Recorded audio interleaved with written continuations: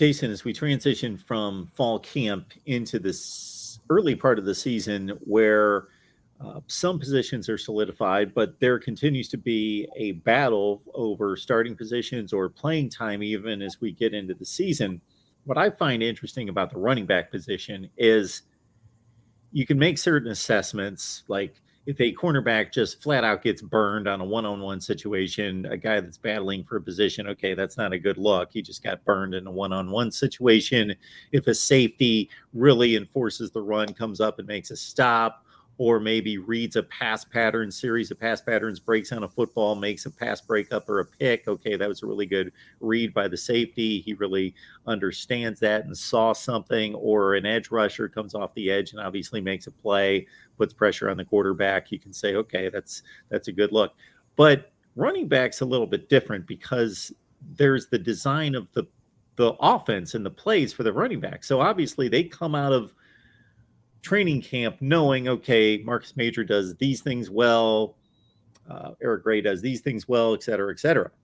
But they may continue to put them in different situations to see, okay, this is what we saw in camp, but we want to see it against an opponent. So you've got the facet of running inside versus outside, and that's a pretty general term because the way plays are designed now, they can be bounced outside or obviously a cutback situation. But, what types of running plays do these backs see better than others, and which ones aren't a good look for that particular back in terms of just flat out running the ball? Then you've got pass protections. Who's pass protecting well? Obviously, that's probably something that they're going to experiment with less if they see a weakness out of somebody, because to your point, we don't want to see Dylan Gabriel on his back. Then we've got their component as pass receivers, both as just an outlet in the flat, that they're a safety valve. Are they good at that? Do they just flat out catch the ball well and we can utilize them in that way? Or do we design, this guy's a good enough pass receiver, we actually have designed plays for him, wheel routes, other things that we're going to utilize the running back. And so you can kind of see that if you pay attention to see, okay, how are they using these running backs? What seems to be the strengths and weaknesses of the four running backs? And as we progress through the season, just I find that kind of intriguing because it's a different position from that standpoint. Yeah, you're absolutely right, Mark. It is intriguing for a lot of different ways.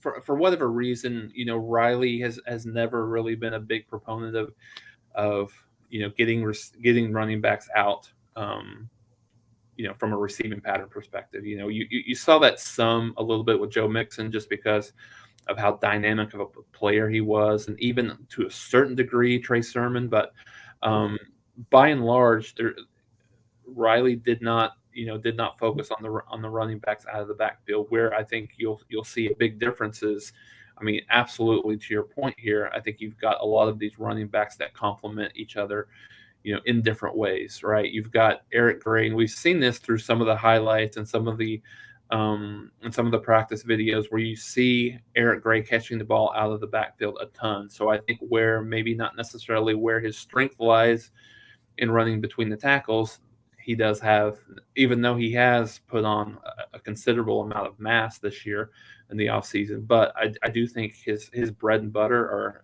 are getting him outside, kind of outside of the tackle area, getting him out in pass patterns and stuff like that. So I think you'll see him, he'll run between the tackles some as well, but I think you'll see him, more in a situation of lined up as a receiver from time to time, just getting him out and allowing his athletic ability his pass catching ability to show. So, and then when you look at Marcus Major, he's probably, from what he's a more powerful runner. So I think he is a very prototypical back for a Jeff Lebby system, running in that zone scheme, running in between the tackles. And then you've got, as you mentioned, you've got a couple of guys that you worry about. I think this is the thing that you worry about the most with some of your younger kids, like Gavin Sawchuk or Javante Barnes, is how are they in pass pro? Are they able to make the right reads, make the right decisions? How are they willing to stand up that blitzing linebacker right in Dylan Gabriel's face? And how do they and I think I think you probably look and you would think that Barnes has a little bit is a little bit ahead just because of the fact that he was in spring. But I don't necessarily know that that's the case. I think that from what I've been hearing, that Salchuk is caught up. I think part of that has to do with Barnes being out for a little bit. Just but really, honestly, Mark, in any of these notes that I've read or anything that I've heard, I've not really heard a ton of talk about Javante Barnes this camp, and I don't know that that's necessarily.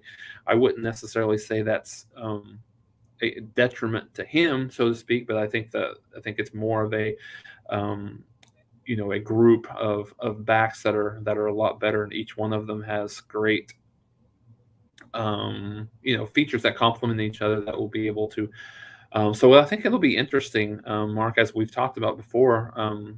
Levy runs the ball, more than Riley has. I mean, it's not a considerable amount, but they'll Oklahoma's going to run the ball. I would guess probably in the neighborhood of 45, 47 times a game. So when you look at that, those carries are going to get broken up probably between three guys. You probably has one guy who's carrying the ball 15 to 20 times, and then a couple more 10 times a game. So it'll be interesting to see how that distribution. But you've got those guys that I mentioned, and then you've got Tawi Walker, who played really well in the spring. I think he's a guy that you may like a little bit more in short yardage. So yeah, it's going to be very intriguing to see from a game plan perspective how these backs are used, what situations they're used in, and just what that running game looks like.